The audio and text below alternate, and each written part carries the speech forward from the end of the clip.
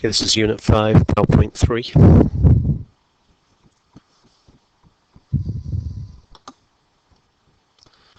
So, big picture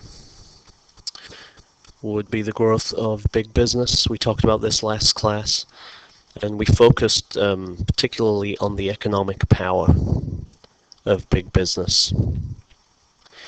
Also want you to think here about political power, because that goes hand in hand with economic power. Political power in a variety of ways. Political power in the sense that big business was able to kind of buy off politicians and win influence. Political power in the sense that big business could hire high-priced lawyers and influence courts.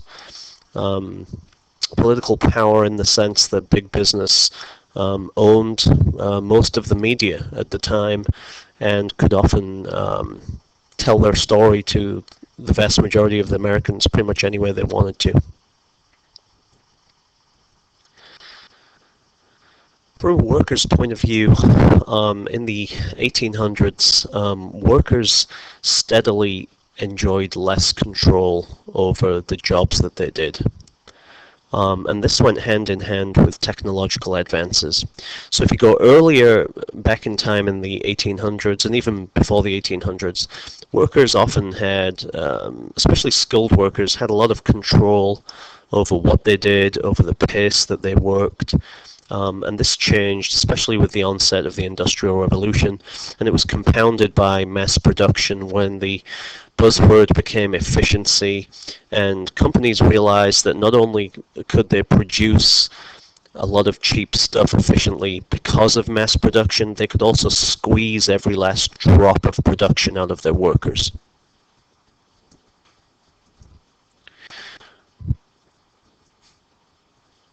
So, we talked last class about the rise of industrialization, and we talked about it from the point of view of big business. And obviously a lot of wealth was created during this time. Workers didn't always share in that wealth, so we're going to see kind of a battle between workers and owners. And it's a battle, that we still see today between profits and wages. If I pay people more, then my profits are smaller. And two kind of themes that we're going to talk about. One is the violence that's associated with this time period. It's very, very ironic that the country that enjoyed a great deal of democracy and democratic progress should also see very violent labor union struggles. And the other thing is, if you step back and kind of look at it in a grand scheme of things, from 1865 to 1900, workers' wages really did not increase a whole lot. And partly that's because prices as a whole were dropping, and we've kind of already talked about this.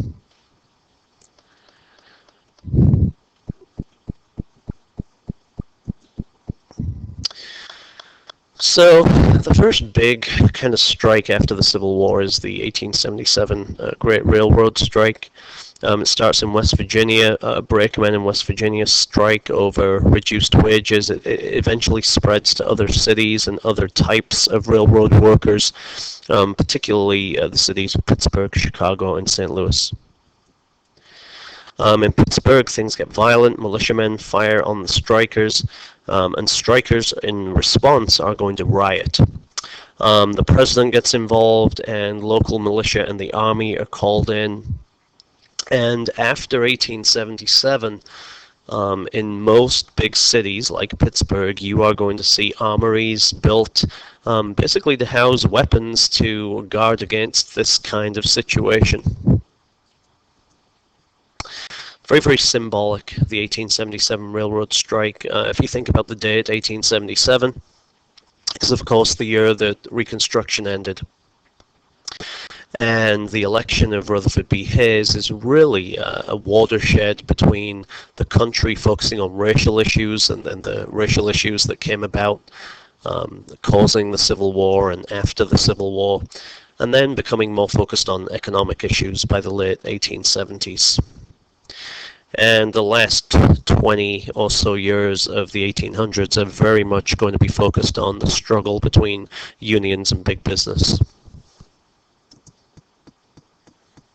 And these are pictures from after the riots. It looks like I'm showing you a picture of something from the Civil War, a city that had been bombed, shelled in the Civil War, but it's not. This is a city, and the buildings, and you can see the train locomotives hollowed out, burned, destroyed by rampaging strikers who were so angry at the militiamen firing on their fellow workers.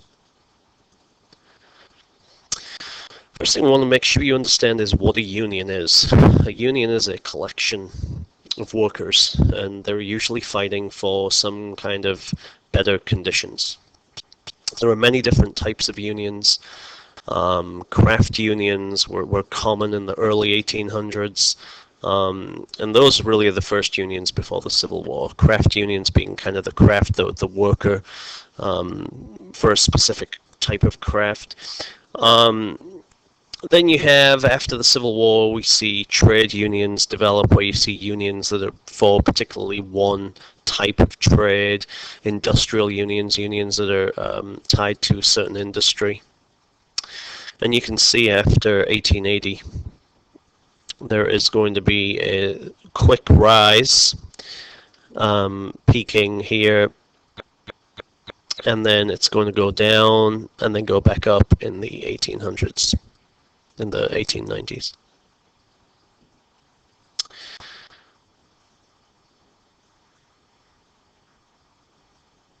There's a lot of things that big business did to get rid of unions. And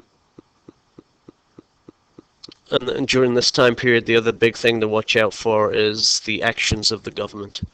But I just want to talk about two quick things that industrial leaders did. Yellow dog contracts. These are things that a worker would sign and promise that he wouldn't join a union. And of course, if he joined one, then he would have broken that contract and he could be fired. Blacklisting, if people joined a union and they caused trouble, they could be blacklisted, and basically an industry would tell other businesses, give them names, and those names would be put on a list and they wouldn't be hired. They would find it very difficult to get a job. Also, unions to a lot of Americans were seen as un-American. And especially in the late 1800s, unions are going to be associated with radical European ideas. Knights of Labour are our first major union, and you should read more about them on page 540 and 541 in your textbook.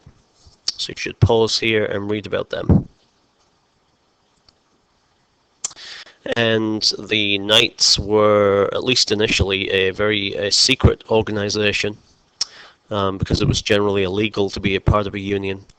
And as their name implies, the Knights of Labour, this was a very symbolic, a group, a union that relied on symbolism and rituals. And to join the Knights of Labour, you had to go through a ritual, and I've excerpted part of the ritual right here. 1885, the Knights of Labour were pretty big. They had about 1 million members. They had also waged a very successful strike against a guy called Jay Gould, who was a railroad guru. And that strike had resulted in the wages of railroad workers in Jay Gould's company going up 20%. In Chicago of May 1st, the Knights of Labour get involved in a rally for an 8-hour working day.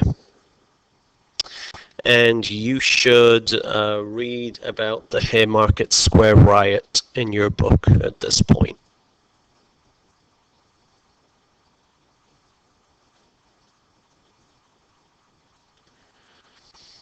You should also really pay attention when you read about the Haymarket Square riot to the reaction, the anti-union reaction, and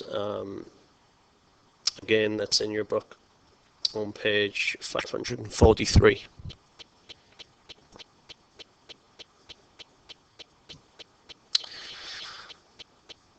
The Knights of Labour are destroyed after the Haymarket Square riot. And even though most historians believe that the bomb that went off at the riot was not thrown by a member of the Knights of Labour, they became guilty by association, even though this was not something that was sponsored by the Knights of Labour. They became guilty by association. It's also destroyed temporarily the 8-hour day movement.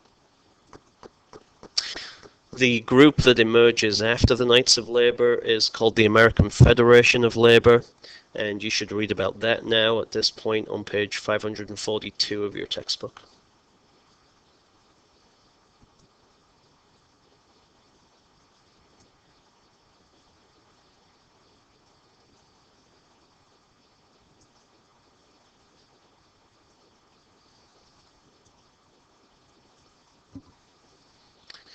All right, there are two big strikes that you need to read about.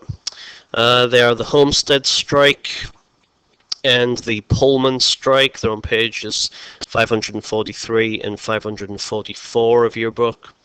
You also need to read about Eugene Debs and how he became radical, how he became a socialist. That's on page 544 and 545. You should also read about Western radicalism. All of these page numbers will be put on your essay guide.